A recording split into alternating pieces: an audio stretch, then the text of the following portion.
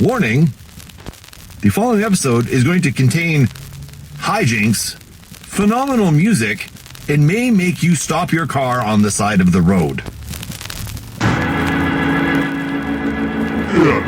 InObscuria.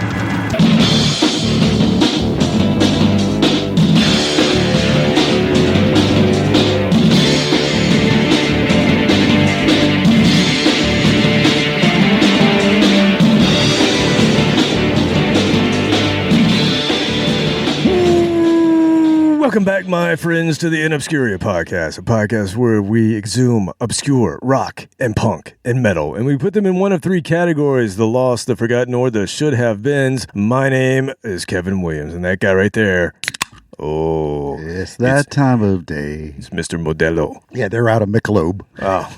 Lowenbrow. Is that lowbrow in German? Lowbrow, yeah. It's like we'll sell this shit to the cheap Americans. Shit. And we thought, that's fancy beer. Robert Harrison, ladies and gentlemen. Hello. Lady and gentlemen. Lady and all the gentlemen's. Yes. That's our demographic. That's okay. Yeah, well, it is what it is. So, Mr. Harrison, I just saw you try someone else's pie. Yeah.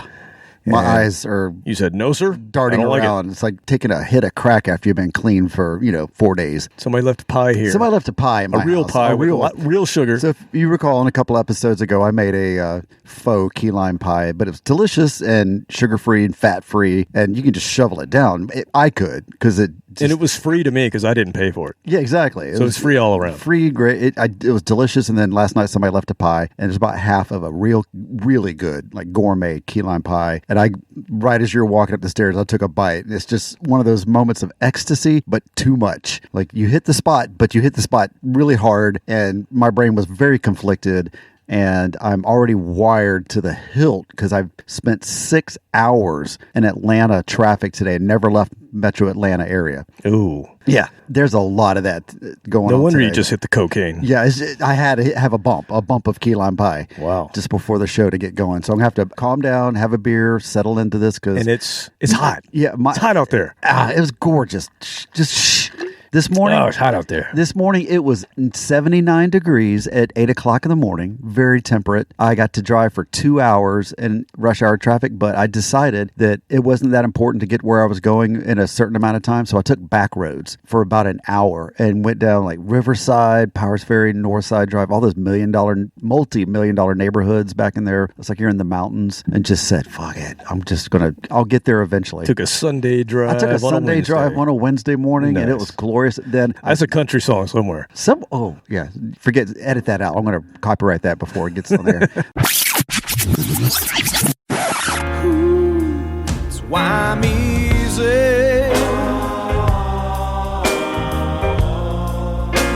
I'm easy like Sunday morning. Yeah. So I'm easy.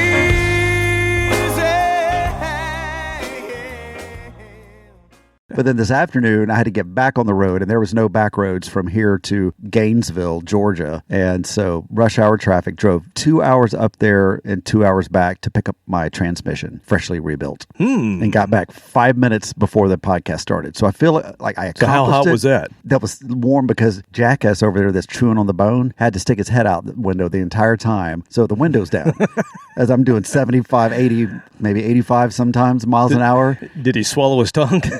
No, he sticks his head out the window, which means the inside of the truck stays about 80 degrees. It's not too damn hot. You know what you need. You need to fill this up and cool yourself off. What you got? A thermos. All I need is this thermos and some glasses. It's the InObscuria bat logo. It is your own Yeti. Yes. InObscuria podcast Yeti. Oh, it's got a handle. This is the real deal right here. Listen. That's solid. That's solid. Yeah. That scared the dog even. Oh, it's got like a nipple. When you take the cap off, you just suck on the nipple. Oh, right there. Oh, yeah, that's good stuff. Anatomically correct. I love this concept. Yeah, look at that. And it's red. I'll know it's mine. That's expensive. Matches my fire truck. Oh, you know what? This fits in the cup holder that's in the fire truck. Yeah, it fits in any cup holder. This is the real deal right here. We don't sell these because these are just ours. We can only make 2 of them. Right. They're VIP. Very important podcasters. That's right. Thank you. You're welcome. Now you can cool yourself off. Wow. Anything else happened this week that the people I don't remember. listening need to know about? I don't remember. Last night I had a meeting at my house. That's not good. The meeting was to plan a party. Oh, okay. When did we become these?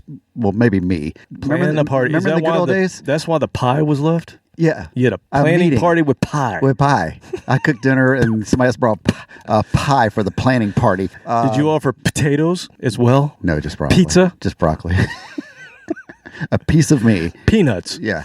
So yeah, remember the good old days when we were 20s and you're like, you don't have a party tomorrow night? Okay, I'll get some beer. Okay, I'll call Jim. I'll call Michelle. And then other people would call other people, like a chain reaction. It would just spread. Yeah, phone tree, what they call it. And people would show up and you'd offer them a beer and it was a party. And now... Some people would bring beers. Some people bring beers, but we made sure we had good parties. Pony kegs. Yeah, maybe some chips. Yeah, some potato chips. So yeah, now it's devolved into, we have a meeting to plan the party. There's different committees and factions. You got to go through the guest list to see who hates so-and-so. Is that devolved or is it evolved? No, devolved. Okay. This is not going in the right direction. This is not the way you want things to happen. I did not. I sat there and had somebody was in charge of making cocktails at the planning party. See, I think that's fine. Yeah, like I said, for me, because I have... To me, that's just a party before the party. Well, I did my best to turn it, and you see where I'm going with I this. see where you're going with Yeah, it was any excuse to have a party, even if it's kind of... Have some libations. Yeah, right out in the open, but it's a secret party. So yeah, we planned it out, got a theme, and it's just, my friends have to do that. When you're friends with creative people, they always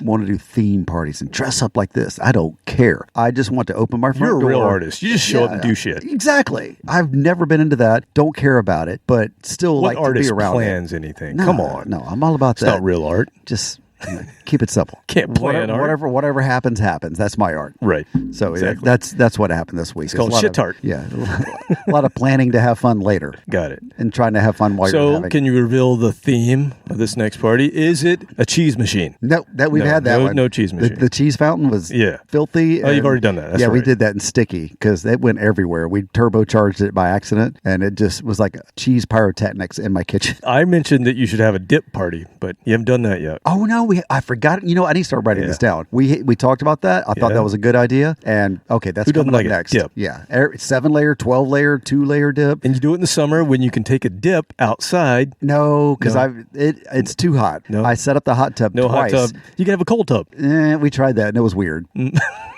It's got to be hot, but it's too hot outside. So I set the hot tub up, but never filled it up because by the time I was ready, I walked outside and went, no. Here I go in the hot tub. Too hot in the hot tub. Burn the flesh. Make it cooler. Good God. Don't be flesh. I'm going to get in the hot tub. No, I don't want to get in hot You can water have right only now. tobacco products. People could dip all night long. Oh, yeah. That goes over Eat real dip. well with millennials. They love that. They don't even know what that is. No, do they? no. They have no clue. They don't know what skull When you say is. skull bandit, they don't know what that means. No, they're like, who? When they see that ring in your back pocket, they have no idea where that came from. No, that's the hair tie that holds your man bun together. That's where they get it from. Anything else? Anything, maybe some tasty goodness that you made or No, something? man, this is. I'm actually having to go to work these days, and it sucks. No button pushing. God, it sucks. But no, I haven't not had a lot of time to cook, so I'll promise I will make up for it in the slower months. But no, this is the busy season. All right.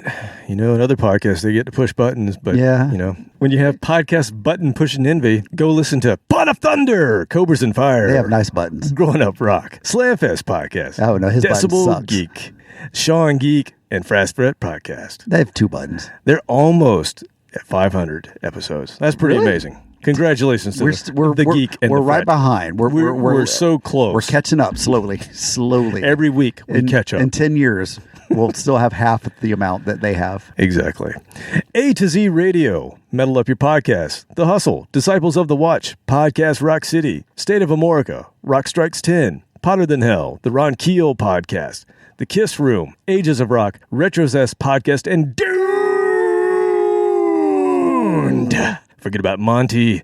Hey, it's Monty. Monty's Rockcast. And might I add, Monty, Galactic Cowboys, have posted a Kickstarter for their next album. So Sweet. go over, contribute so that I can get another Galactic Cowboys album. I don't care about anybody else. Yep, this is But selfish. Monty has agreed, and Ben Huggins is on board, who actually reached out to us at one point, by the way. Did we reach back? I did. Okay, good. Reached back and was like, hey, don't touch me there. Hey, consent.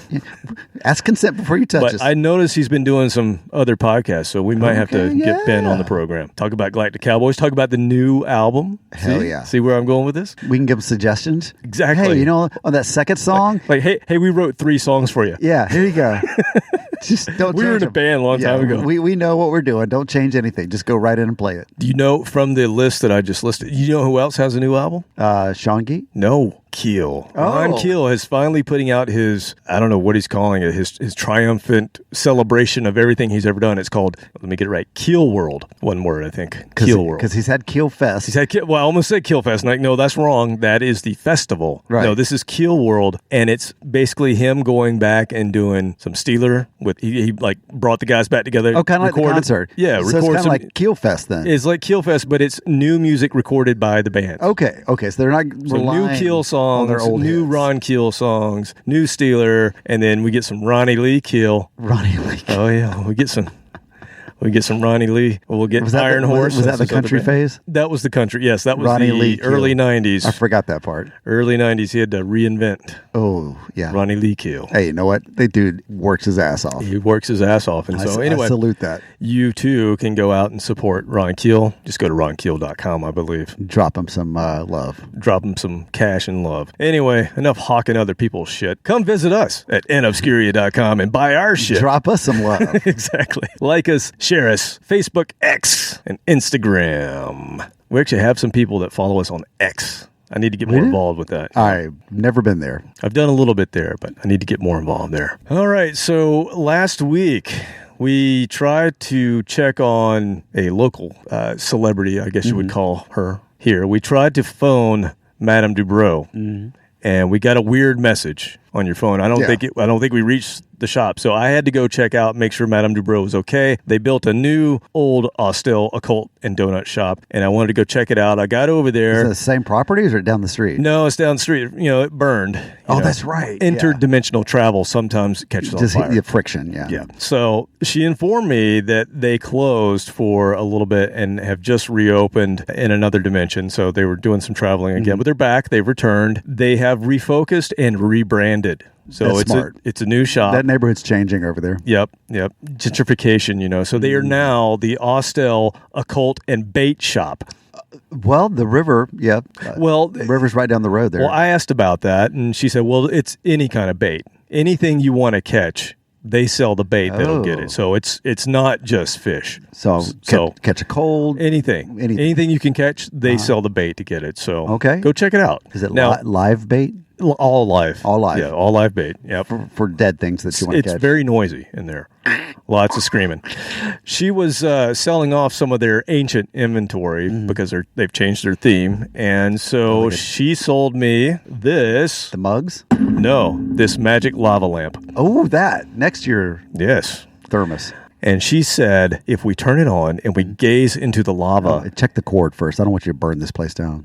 it's okay? they built things right in the old days. Okay, so you don't have to worry In about the it. 1800s. Exactly. I don't know what year it's from. It's ancient, she said, which means it's probably newer than the 1600s. Okay, but it's hand cranked lava lamp. Well, it the has a old plug. school. It has Oh, a okay. plug. I'm going to plug it in. The frayed, yes, but it'll be fine. It's frayed I'm not. not worried about it. But she said if we turn this on, let the lava flow a little bit, she said it will reveal the future. So I'm thinking, might as well use this to give us the content this week. Yeah, please. Okay? Because I don't know if I can rely on Captain Content. It sounds like I've been sending you he's shit. been, I sent you some stuff, man. you sent me some stuff. Okay. Well, let's just plug this thing in, see what happens, and see if it reveals Okay. something that goes along with maybe something you said. I got a don't fire extinguisher. All right. over here. You ready? Yeah. Yep. Hey, Okay, you're right, you're right. Hey. Well, Hey. ooh. Shit, I didn't know it was real lava. You're going to have to clean that up. All right, I guess stare into it. Let's see what No, happens. don't look directly at it. That's bright. Let me get my sunglasses. Okay, I'm not seeing anything. Is there a dimmer switch? I don't know.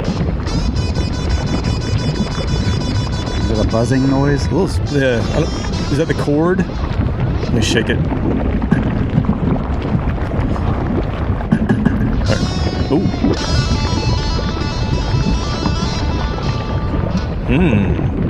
I don't know what that is, but we're getting something. Kind of fuzzy. Uh-oh. Incoming. Captain Contact.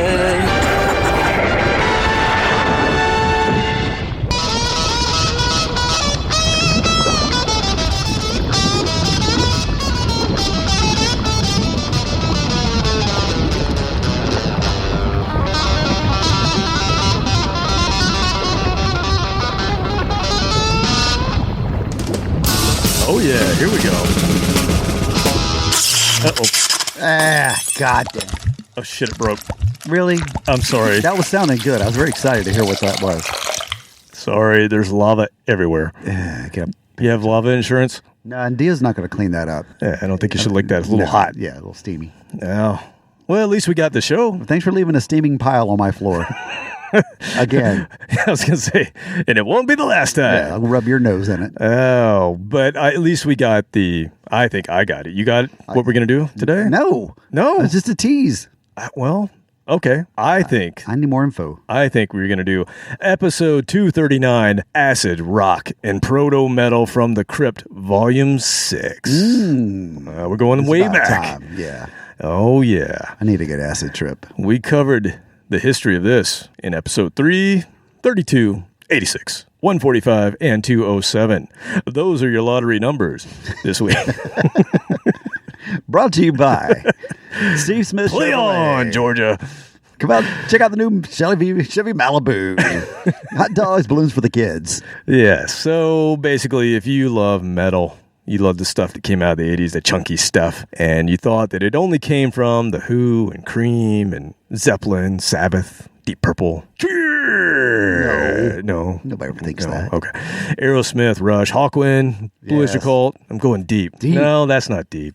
That's Well, not for a lot of people, Hawkwind is. deep. Yeah. That's a acquired taste. For Yeah, you some. don't hear a lot of Hawkwind on a classic no, rock They never radio. got classic rock You're right. love. But we're going deeper than that. In the 1970s, acid rock and proto metal was mainly a regional thing, exploding kind of on the lower level. It wasn't quite mainstream other than the bands that I mentioned who weren't really considered, maybe some considered them metal, but there was stuff that was heavier, that was more menacing out there even than Sabbath. But it just wasn't getting mainstream exposure. And so it kind of was regional, right? If a smaller band could afford to record and put some stuff out, it probably stayed around their area because there was no distribution, there was no internet, there was mail-aways, but if you see an ad in the back of a magazine, maybe you get some of these albums, but largely these bands were forgotten just due to lack of exposure and promotion and distribution. But when we went to the digital age, these things started re-emerging. Thankfully. And exactly. And now we're able to explore albums that if you try to go buy the vinyl when there were only 300 copies produced, it's going to be a little pricey. But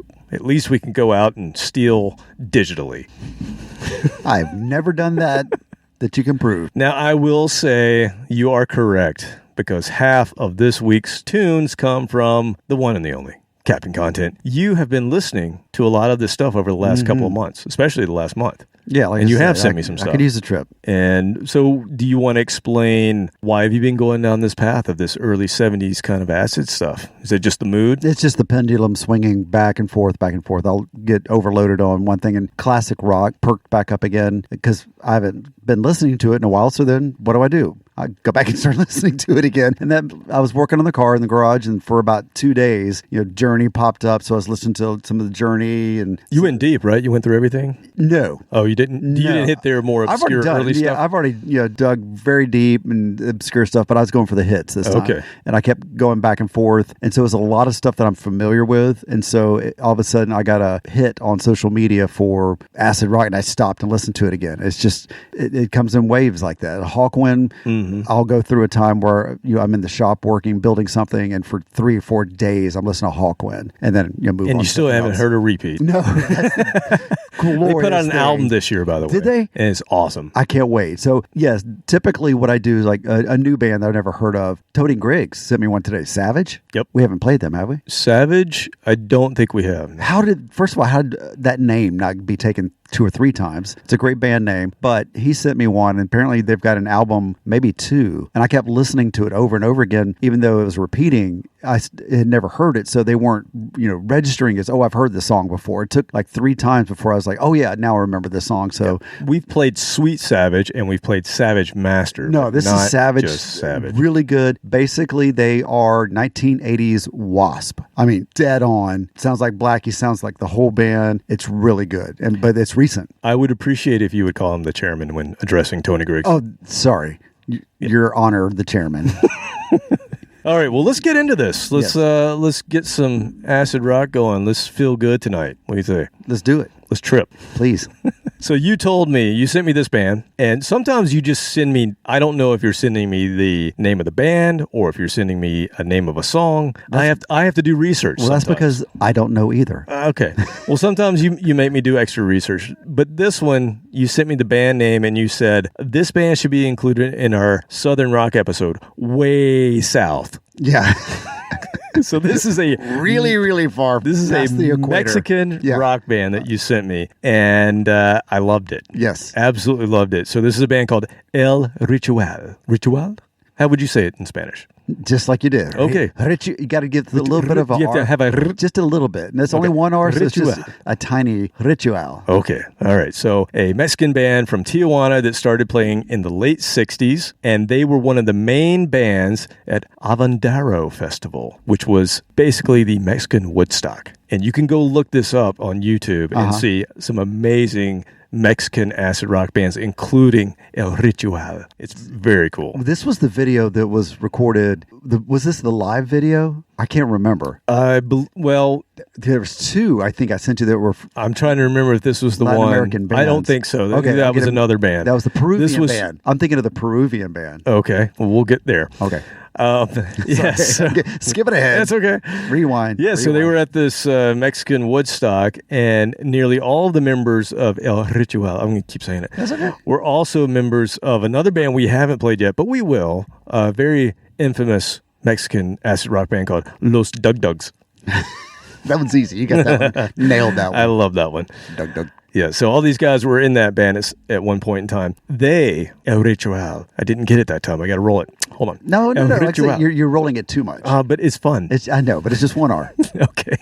Anyway, they Like perro, were... dog. Perro. Okay. That's because it's got 2 R's. You can really get into that. Okay. I'm going to practice that. Yeah, practice it. So this band, they only put out one album in 1971, and on the cover of the album, it's your kind of classic acid rock, really bad paintings of a monster, and their faces are inside the monster's mouth, and you'll notice that half of their faces are painted on the cover, and they actually did this on stage in 1971 prior to another band who I'm thinking of. What was their name?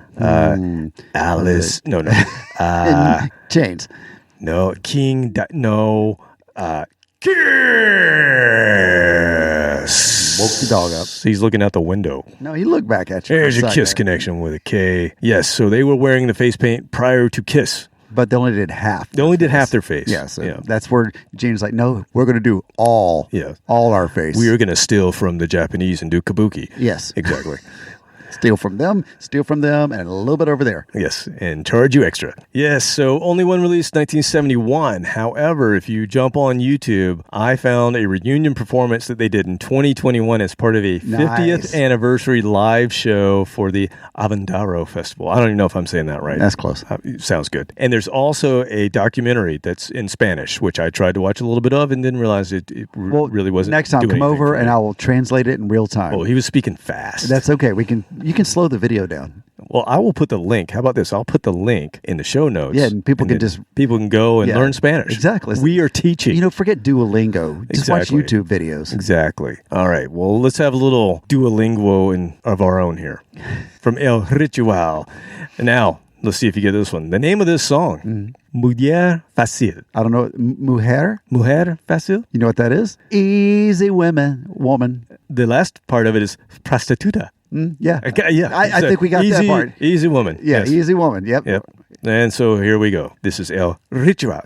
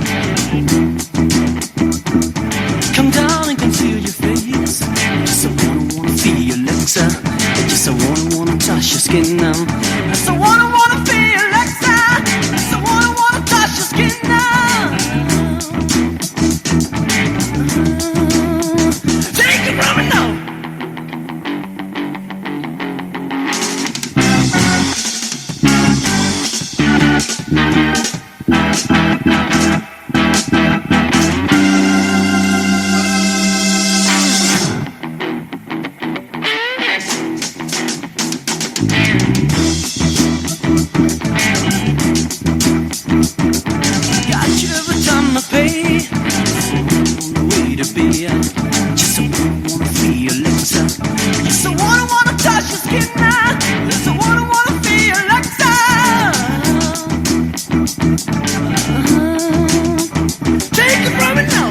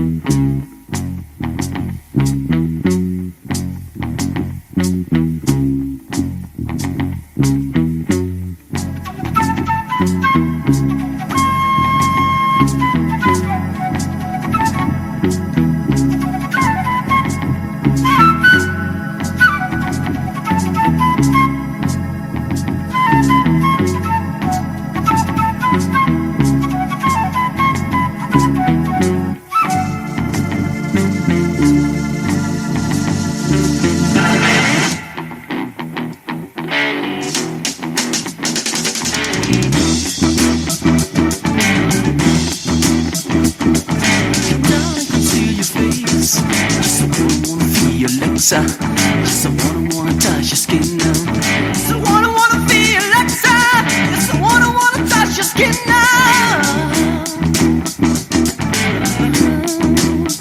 Take it from me now.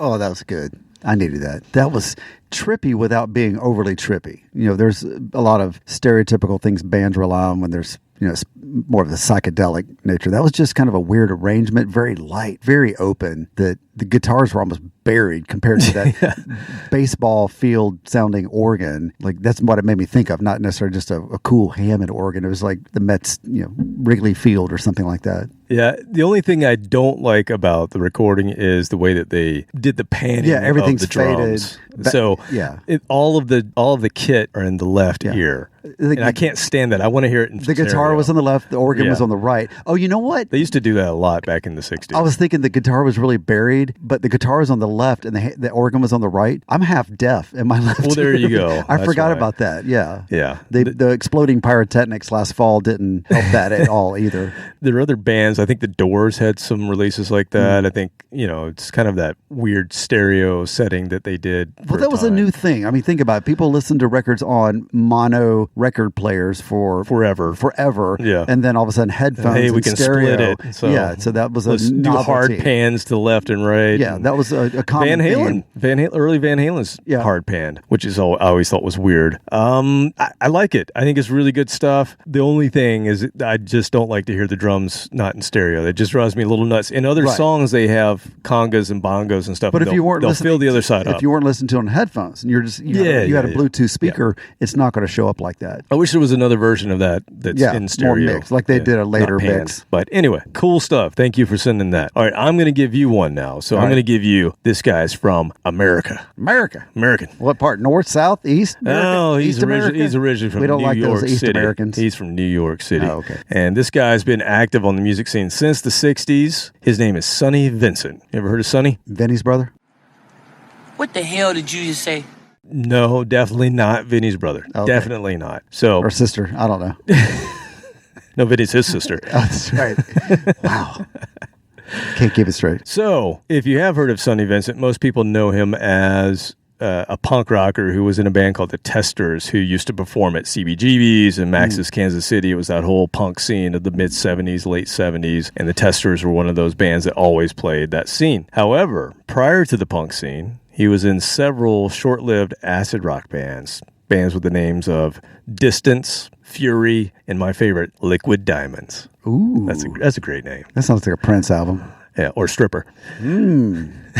That's that. Yes. On the champagne stage, we got Liquid Diamonds. And his band Liquid Diamonds recorded in 1969. That was his first band that recorded. And they recorded when he was home on leave from Paris Island. He was in the Marines. He came home on leave, did this recording, and then went to Vietnam. Holy shit. So bye-bye, Jenny. They sending me to Vietnam. It's this whole other country. That's badass. Did he come back? He came back. Okay, good. Yeah, Good, because good, he's in punk bands after. Oh, that's so, right. Duh. Yeah, so he's in all these other bands. So yeah, he comes back. And let's see. So if we go back to his punk days, so mid to late 70s, Testers kind of did their thing until about 1980, and then he decided, I'm going to relocate. So he went to Minneapolis first, and he was in another couple bands in Minneapolis in the early mid 80s, and then he decided, you know, I've had enough of America. I'm going to the Netherlands, and he's still there to this day. He lives in the Netherlands. Probably smokes a lot of pot. No. You know, just thinking, I don't know, they maybe don't do that Maybe, anymore. no. That No. was a couple of years ago. Okay, anyway, one can imagine. And so we're not going to focus on any of that stuff. We're going to go back to his acid rock days, of course. And there was a couple of compilations that have been put out, but most recently, Ripple Music last year released Diamond, Distance, and Liquid Fury, Sonny Vincent, Primitive, 1969 through 1976. They released that on vinyl, so you can go out there and get it right now on Bandcamp. But I'm going to play a song from his band Fury, and this is a song called Flying from 1972.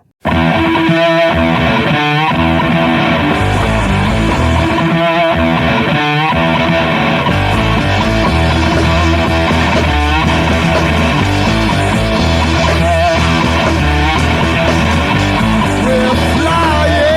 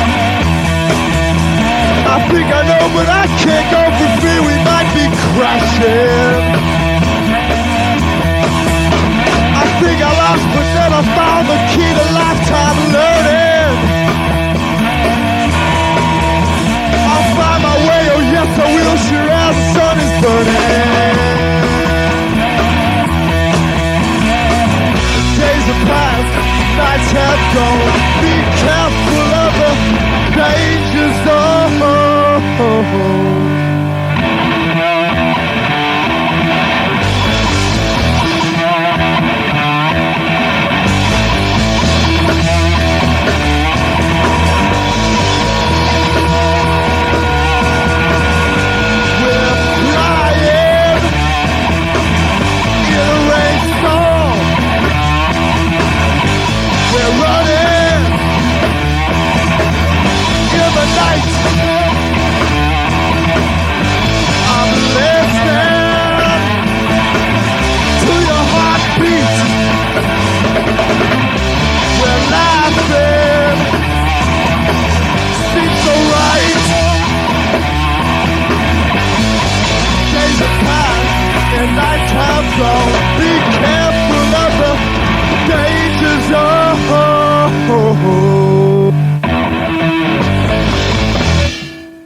So that was more on the Motorhead end of the spectrum of just hard driving straight ahead, starts the same, ends the same, but still the energy and the drive really. I love the nasty tone. Yeah, and that was a good juxtaposition to the first one. The first one, like I said, really open, laid back, a lot of space in there. This is just kicking the nuts. But still not layered like things are now. Oh, no. Yeah. It's not overdone at all. It's just it's 1972, that was pretty heavy. Fairly cheap recording, and it sounds good, and it was heavy. For 1972, that was freaking heavy, man. Yeah. Not a lot of bands hitting it that hard. And Proto Metal, that is metal to come.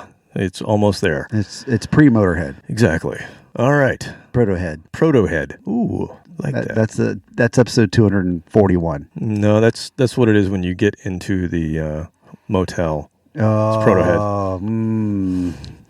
It's just pro. Well, there's a pro. Yeah, there's a pro involved. Protohead. Yeah. And then, business. Let's see here. This next band, this is one of those that Captain Content sent me, and it was a rather vague text. I didn't know why you would send me P205. Nothing else. Just P205 is what you sent me. Well, that obviously did not go through like I had intended. Well, here's what I got out of it. So I'm thinking, is he sending me code? What does this mean? And then I thought, oh, wait, maybe the O is an O, not a 0. Mm-hmm. And so then I looked at, well, what is P205? That sounds like a compound. Yeah. It is. Explosive compound. Phosphorus pentoxide. Yeah, you don't want to light that. Also known as white phosphorus. Mm-hmm. When used as a weapon, it can cause fire to rain down on targets, inflicting indiscriminate damage. It's often used by militaries, even to this day, to illuminate battlefields and to generate a smoke screen. That's how I like to exit a party. Once lighted, smoke screen just.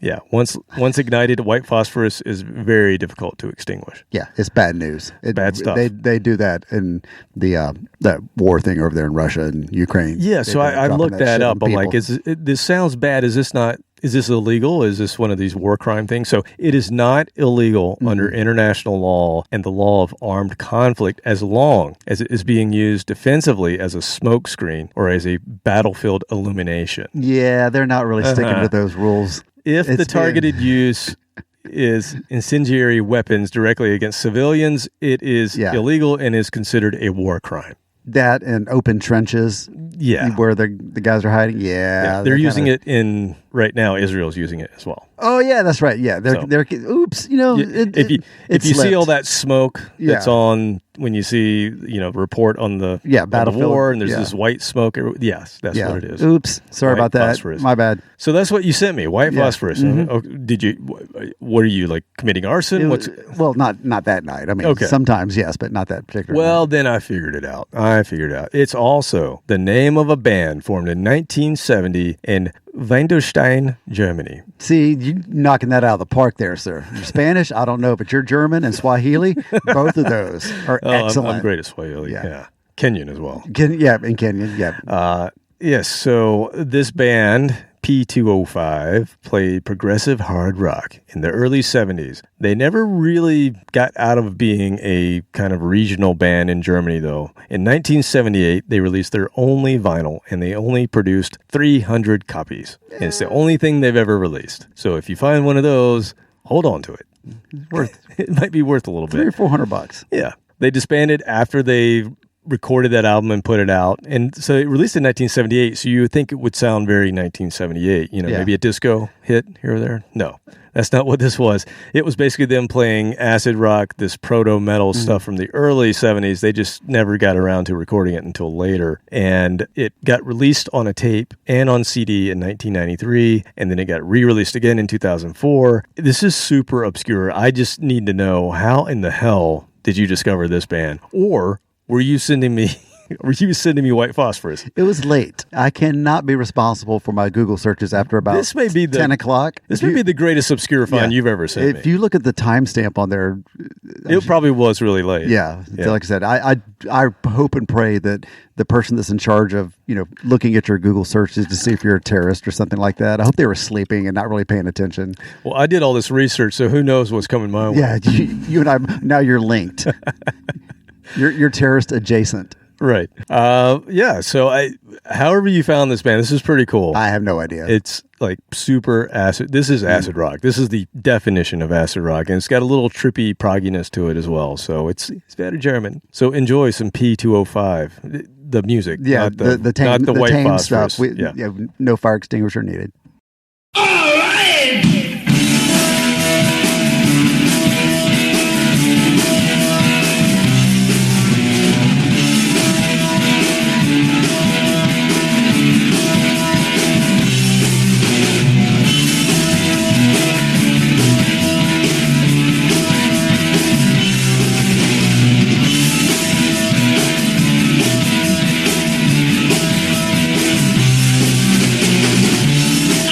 feel like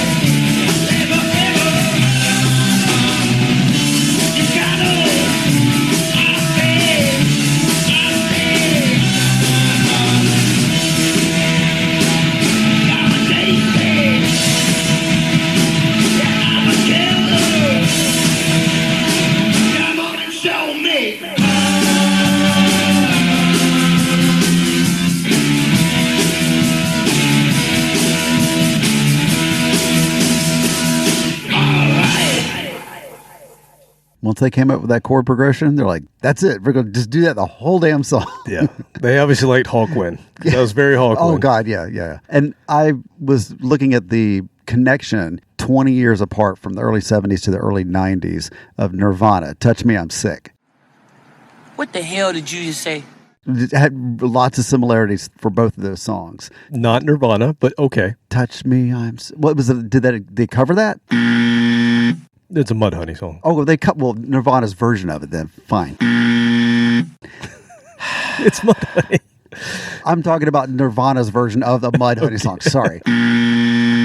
That was written by that person and produced by Mutt Lange. And, in the recording. No, okay, I don't know all that detail shit. Yeah, have a drink. Settle down, Beavis. Talking here with Cliff Pontier. Cliff, any comments on the Seattle sound and Citizen Dick's place in it? Well, I don't like to reduce us just as being part of the Seattle sound. I like to think of us as expanding more. Like, we're huge in Europe right now. I mean, we've got records, a big record just broke in Belgium. Now, a song like Touch Me, I'm Dick is about what?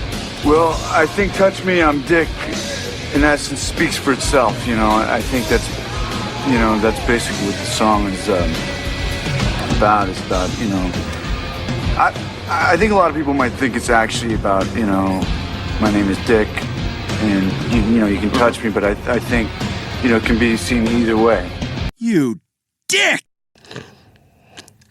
Touch Me, I'm Dick. You are. You go swinging it around. Nope, Robert knows something. I got to swing it around. Okay, go ahead. Sorry. I did. Oh, you're all done. That was it. I think that is textbook acid rock. If you look up acid rock, that's what you're going to get. Yeah, because if you get into too much psychedelia, it's psychedelic rock. Right. I mean, It's similar. technically they're sort of the same, but acid rock is heavier. Yes. It's There's got to be a difference. there's got to be more grit to it, and the recording of it was, everything was pegged in the red, so you got distorted recording. I mean, it's just it's perfect representation of what I think of when I hear acid rock. Because I go back and think of early Pink Floyd, what was that? There's some of their songs might have been acid rock, but it's more just psychedelic rock. It was. I consider that more psychedelic, especially Sid Barrett stuff. Oh, God, and then, yeah, even some of the earlier Saucerful after that, and all the way up until metal, probably. Yeah, and then they kind of went to their own category. Adam Hart Mother. Oh, man, I listened to that the other week. That is so good. It's an album that they hate, but I love it. And you never hear anything mentioned about it. They'll talk about Dark Side, they'll talk about animals and everything else, metal, but nope. You've never heard Cooking Breakfast until you've listened to Alan's Psychedelic Breakfast. You always have to have something to eat, though, because you listen to that, I'm like, God, I want some bacon. And it sounds so much better. I've tried it on CD, but really it's the vinyl where you get you feel like you're in the kitchen. Snap, crackle, and pop. Okay, now I have to have it on vinyl. Fine. My record player's in the kitchen for a reason. That's a good beer. Yeah, that is good beer. Creature comfort. So, my next selection is one of mine, and it's a band mostly known. If you've heard of this band, you know probably because this is the band that Carl Palmer was in before he became a prog rock icon and joined a 70s supergroup called Emerson, Lake and Palmer. That was a coincidence that his name was Palmer and he joined that band. It was it's like it was meant to be. It's like it was in the stars. Yeah. So this band is called Atomic Rooster. Yep. You heard right. They were really stoned. Oh, that's the funniest name. God. I think they were tripping balls, but anyway. Something was involved with that decision besides sanity. So this band was formed by the former members of the Crazy World of Arthur Brown. And if you've never heard Arthur Brown, go look it up on YouTube. He has a very famous song called Fire. I am the god of hellfire, and I bring you fire. I'll take you to burn. And Carl Palmer was in that band as well.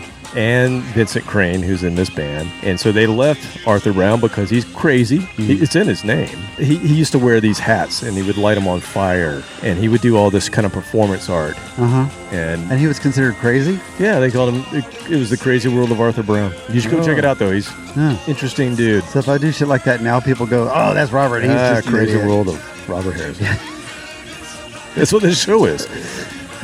Basically, now I got to go look it up. I need some inspiration. But go look it up. Anyway, that was a very well-known psychedelic early shock rock band. Yeah. And so anyway, they left that band because they couldn't get along with Arthur apparently, and you couldn't. It's crazy. And they formed this band, Atomic Rooster, and originally they were going to get the guitarist Brian Jones. He had just left the Rolling Stones, and he was going to be the guitarist in Atomic Rooster. But then he drowned in July of that year, and so he never joined the band.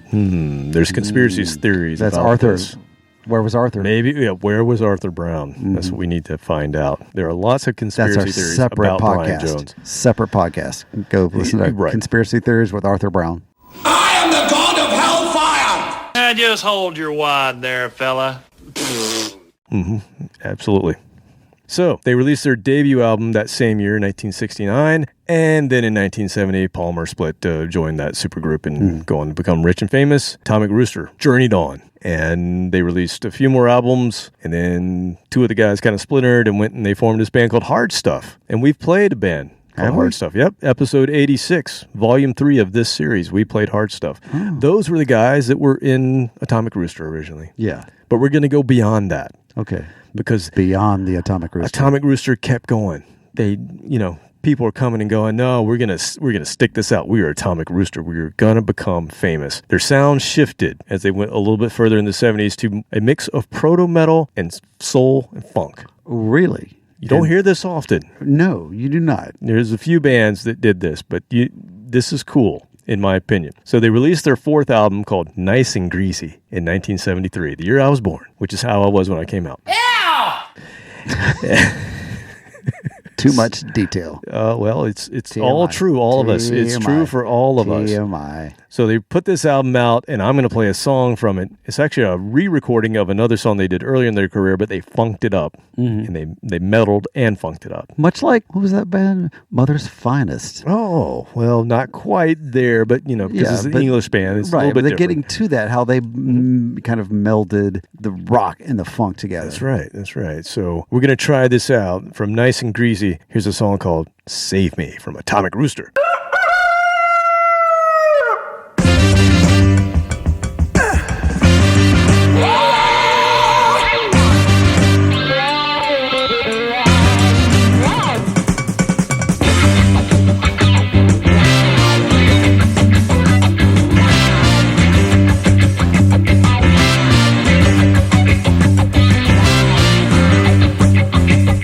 Save me!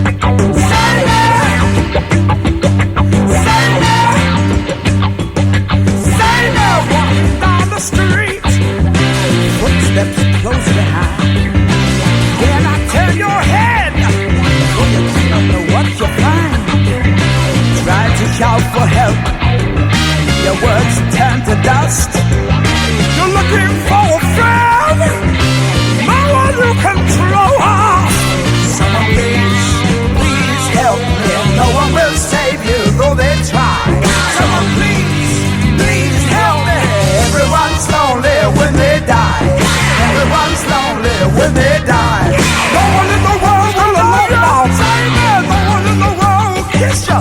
Save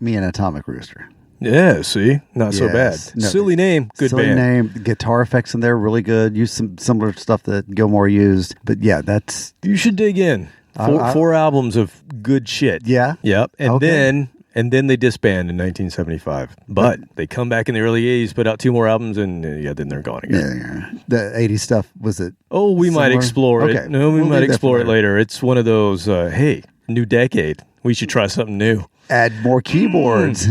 Yeah, maybe a bad idea. Not so sure. Yeah. We might visit that at some point. With the Neil Young route. Trans. Yeah, so they did regroup in 2016, and they've been touring as a Legacy Act sort of ever since. Of course, with maybe one person, who was one in the original band. guy. Yeah, it was the sound guy.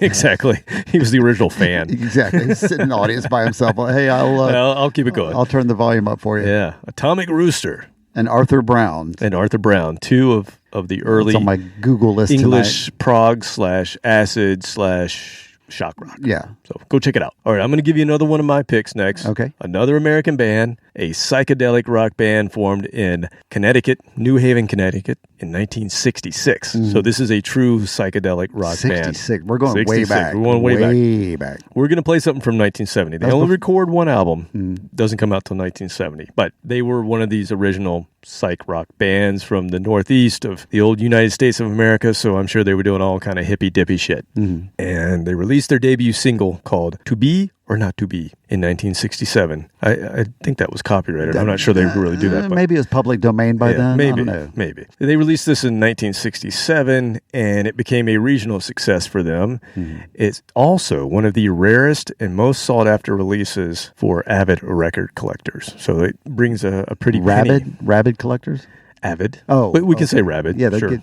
Yeah, people that are really into collecting these old records, this is one of the ones that they go after. So they recorded their only album, like I said, in 1970. The name of the album is Yesterday's Children. That's also the name of the band. And it came out on Map City Records. Never heard of that one, but okay, sure. Okay. And it's pure psychedelic, proto-heavy metal. It's considered one of the earliest metal sounds of the time. So 1970, we got some Sabbath, we got some Led Zeppelin. This might be a little more metal than those releases. Ooh. You tell me. Okay. Was not successful, though, and the group disbanded soon after in 1970. Yeah. But what happened was in the mid-90s, a Connecticut music guru put together a compilation of all this stuff from the 70s and put it out, and this band was on it, and people were reacting to it saying, this is pretty damn awesome. And so the band re-released their album in 2004. Okay. So now we all have access to it because there weren't a lot of them out there. Yeah, kind of not a happy ending, but a nice ending. Yeah, at least that's pretty cool, though. If you've been gone for that long and then you hear, man, there's a lot of buzz about a band you were in way back when that you thought was a failure, and now people appreciate it. 2054, we'll start getting calls. I can't wait. Hey, read that band? No, Like, no, go away. Go away. It's already out there digitally. Go steal it. Go find it. Do your own work. I've done a podcast for 30 years. Leave me alone. Yeah, go listen to that instead. Exactly. Yes, so, and we'll probably have like 8 versions of the same songs that we recorded however long ago already released on the podcast by that point. Anyway. That's okay. Yeah. It's our podcast. Remember that. That's right. Who makes the rules? That's right. So Yesterday's Children, this is a song called Paranoia. And you tell me, 1970. Wasn't that done? Yeah, Paranoid. Paranoid. Oh, yeah, that's right. you know. Yeah, close enough. Semantics. Semantic.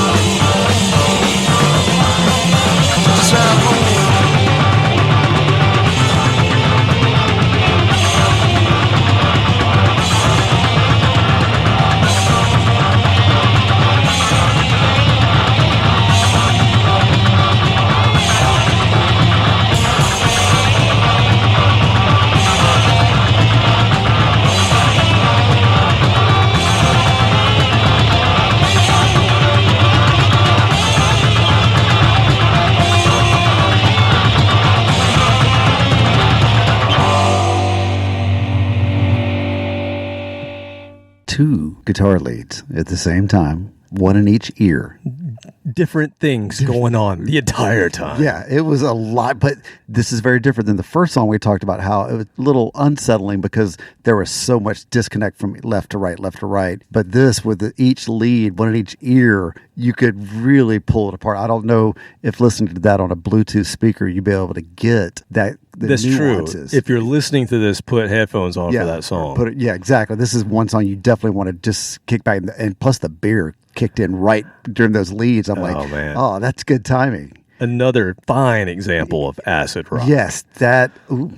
So we can't talk about that, but yes, that I agree with your statement. Yes. Yes, and at the end there, I know that wasn't double kick drum. He was doing that on the floor. Yeah, that hadn't been invented yet.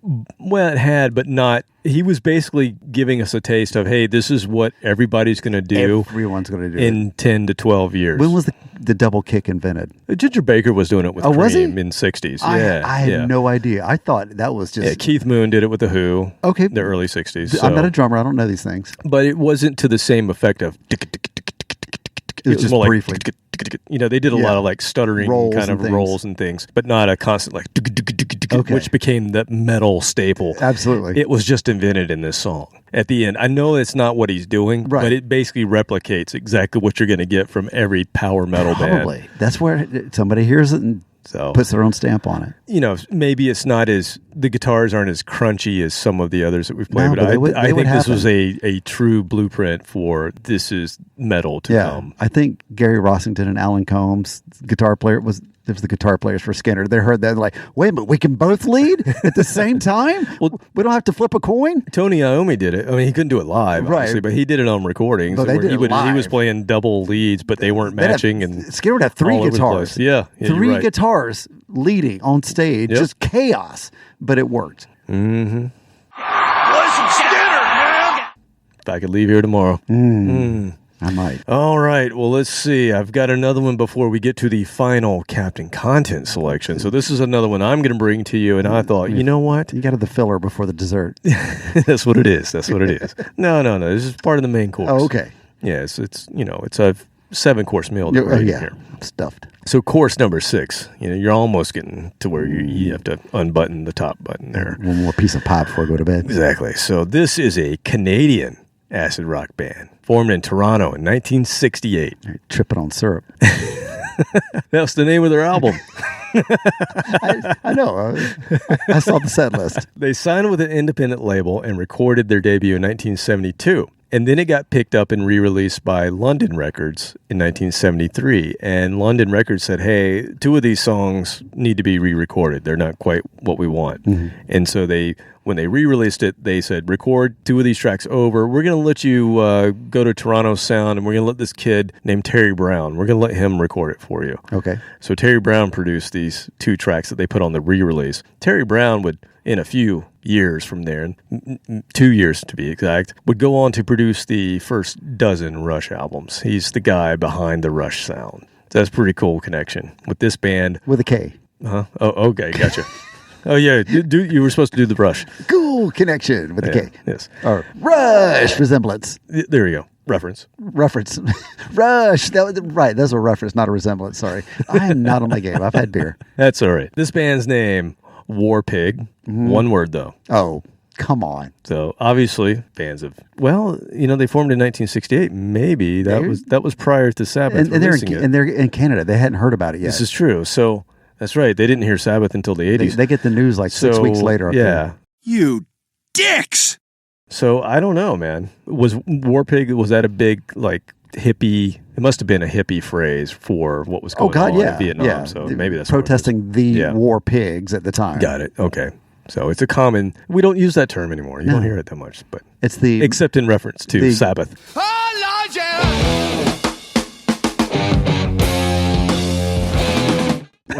What do they call it? The military-industrial complex.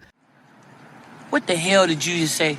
That's the disparaging term now. It sounds so great. You're not up on your hippie talk? I guess not. I'm not up on my talk. No. I hear a lot. Okay. All right. Well, back to War Pig. So the single from this album that they put out, this one album, the single Rockstar, made the charts in Canada for 7 weeks, peaking at 52. But unfortunately, this band disbanded in 1975, 2 years after this was released. So this is all we got. This is it. However, in that time, they performed shows with Wishbone Ash, Savoy Brown, Manfred Mann. And his Earth Band? And his Earth Band. Quicksilver Messenger Service. I've heard of that. Yeah, this is a nice psychedelic band. Yeah. And Mahogany Rush. Yeah. Who we played on the program Yeah, before. we talked about that. Yeah. So they, played with some good C-level bands. Hey, I love Wishbone Ash. We haven't played Quicksilver, though, have we? We have not played Quicksilver Messenger Service. I am actually not that schooled in them. Maybe I should dig in a little bit. I recognize the name. I got to go back. I know I've listened to them. I think when I have heard them, it's been a little uneventful for me. Yeah. It's not quite that might be what I want. Why I don't remember them. Yeah, Savoy Brown. Now, Savoy Brown are great, and Wishbone Ash obviously is good. Yeah. 2 guitar attack there. Anyway, they disbanded in 75, but in 2004... Here's the same story. After copies of their debut album started attracting very high prices on eBay, they thought, these guys, hey, yeah, let's take advantage of it. Let's take advantage of this. They re-released the album in 2006 on Relapse Records. Which killed the value of those. No. So then all those people trying to unload those albums couldn't do so anymore. They got their clocks cleaned. Thanks, guys. Assholes. War pigs. Dicks. All right, so let's play Rockstar. Let's hear what could have been. Could have been huge for this band, but just 7 weeks on the charts. We'll decide if it should have been, but it could have been at this point. So here's War Pig from 1973.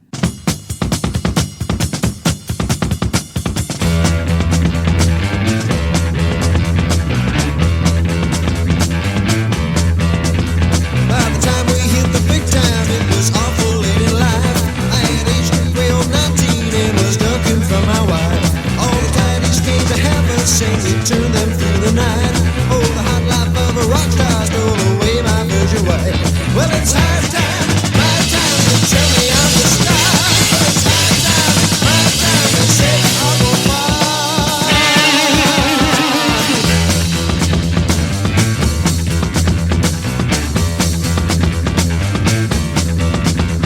On Friday night there was one for each, and we rolled them in the ice. Then 2 of us together, well, it sure was pretty nice. We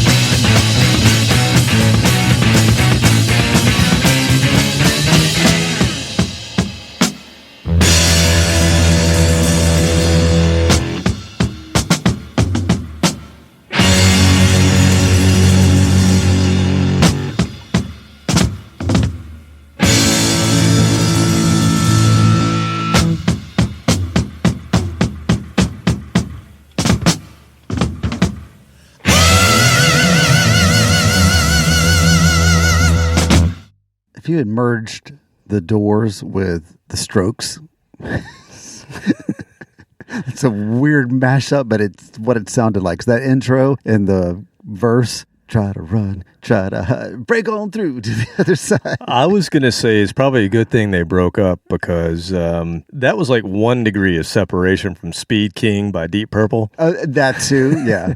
And maybe a little bit of Highway Star thrown in as well. All that. Yeah, it wasn't really acid rock. It was more amphetamine rock. Yeah. The precursor to meth rock. Yeah. It was not The quite drummer over was there. on Lose. It's way behind. Yeah. But for some reason, I still love it. Yeah, it's quorky. I still think it's that was very really quirky. quirky. It's Canadian. Leave it, what are you going to do? Leave it to the Canucks. Yeah. The we quirky love our Canucks. Canadians. How is that not their hockey? Is there a hockey team named that? War Pig? No, quirky Canucks. Oh, there are the Canucks. Yes. Yeah, but they're not quirky. Yes. Well, they are. Are they? Well, they have flapping heads. Oh, that's right. You dicks! Damn it.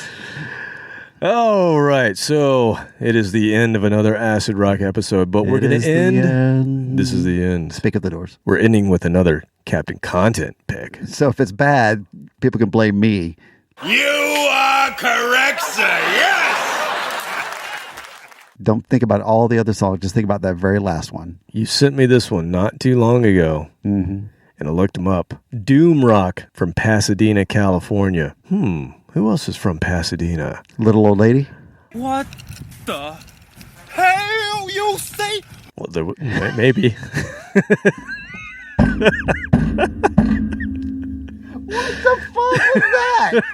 God, I gotta start filtering this shit. You just let me say anything I want to say. Oh my God. I was thinking that? Van Halen, Oh, but that's true. Both are true. We're both right. Yeah, so this is a band called Sudden Death. And they were around Pasadena in the early 70s. Van Halen was also around at the same time. They were doing the scene. So I'm assuming that their paths did cross, but I don't know. It's not that big of a town. No, not that big. And also not that far from LA. And that's where this band got a little exposure. So they recorded a demo in 1972. Unfortunately, it was not released until 1995. It was one of those that got shelved. And I'll tell you the story. So they had problems playing all the hip clubs at the time, all the hippie places, because their volume was just way too much. They had huge amplifiers, bigger than any of the other bands. That was kind of their shtick. I like this already. And they just they killed the hippie vibe, apparently. Well, their name is Sudden Death, so what do you expect? Man, you're harsh in my groove, man. God, you guys are too loud. Give me some folk stuff. Ears are ringing, man. In the summertime. That's what I want to hear. Let's hold hands. The Doodah, what was it? The Doodah Man? Doodah Band. Doodah Band? Yeah. In the summertime. Look it up. Summer. Oh, is that In the War? summertime. That's War. Nope. It's not War? It's the Doodah Band. Back in 1970, though, the hot tip was for an outfit called Mungo Jerry, who had recorded a track simply called In the Summertime. Now, that track went on to sell over 23 million copies around the world. I'm thinking it's War, but it sounds the same. I don't know if that's right. Okay. Staff.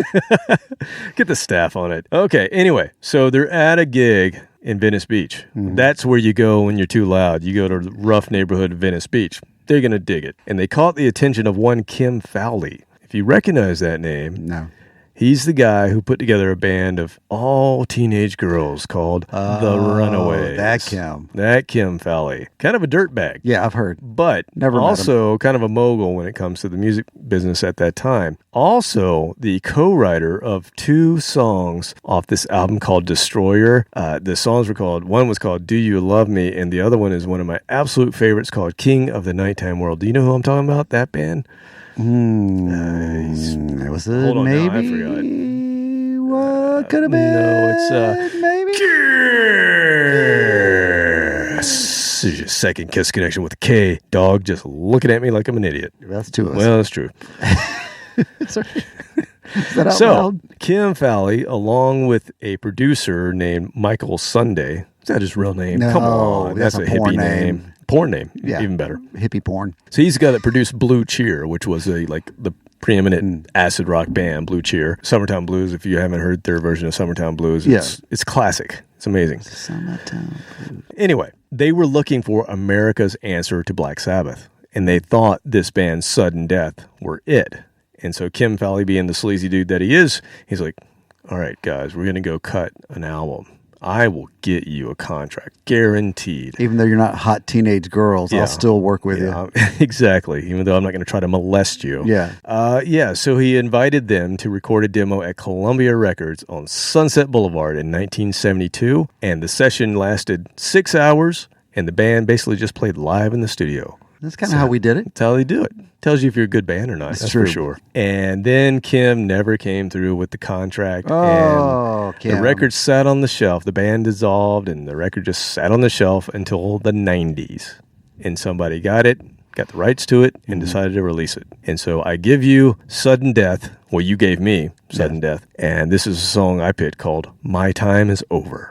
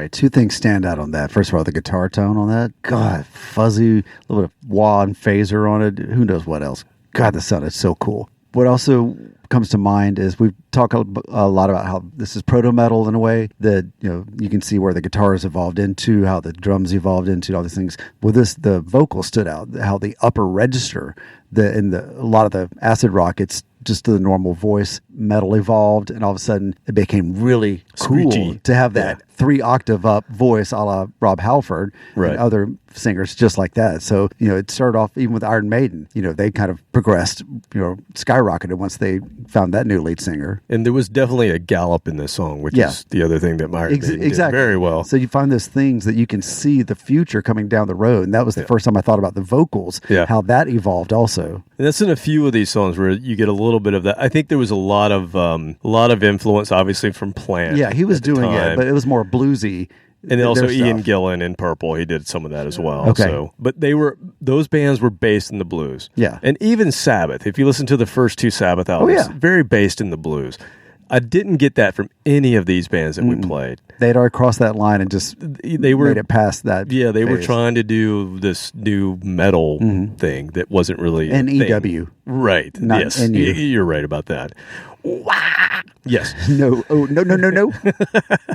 The other thing we haven't mentioned, every single one of these songs, I think this is a great representation of what acid rock and proto metal really is. But in all of these songs, the bass playing, fucking phenomenal. Like, the bass is just all over. It, first of all. Well, it's the way they separated it back then. The bass, they made the tones so low. You don't get and the guitars bass this were low really anymore. high. You got really tinny guitars. Trebly. So you get this big separation. And then the bass guitar itself, it's like every single one of these, they just dialed it up the bass on the equalizer. It's just shaking the room bass. wherever they are. That's probably what drove the hippies out. Almost indicative of the brown noise. I mean, people were probably shitting their pants when they first heard it. Man, I gotta go. Oh, man. Dude, I can't wait till those New Yorker kids play the brown noise and crap their pants. We have to watch them. We can't miss it. Are we all ready to play? Thanks. Okay, let's see the music. This is gonna be sweet. Oh no, dude, look. It's the music we changed. Dude, if 4 million people play the brown noise at the same time. 1, 2, 3, pizza.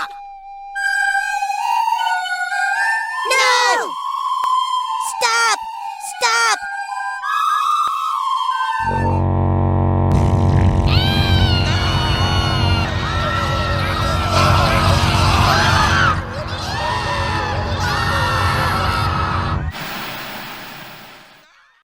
But I think I'm patting myself on the back here, but I think I knocked it out of the park with this one. Go! Home run! Touchdown! Touchdown! Yeah, whatever. Yeah.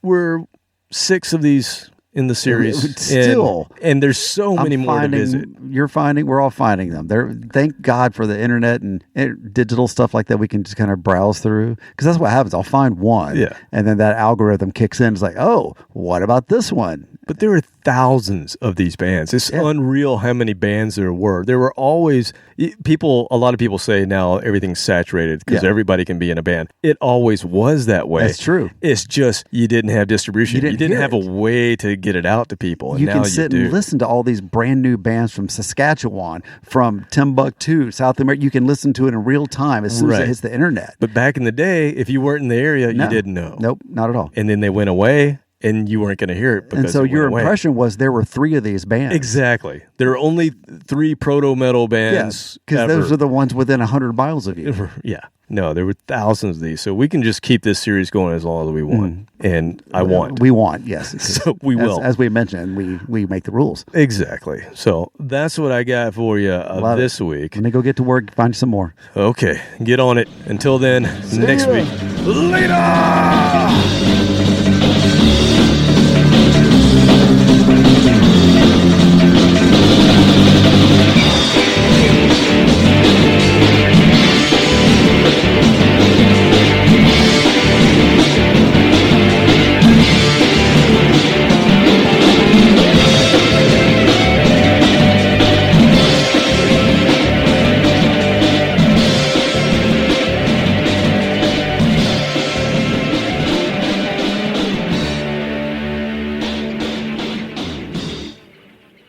Tom, I'm standing in New York City, but it could just as well be any town on Earth right now. The desolation, the damage is exactly the same in every city the whole world over. It's been just under 20 hours since everyone on Earth pooped their pants, and people still roam their damaged homes with disbelief and loss.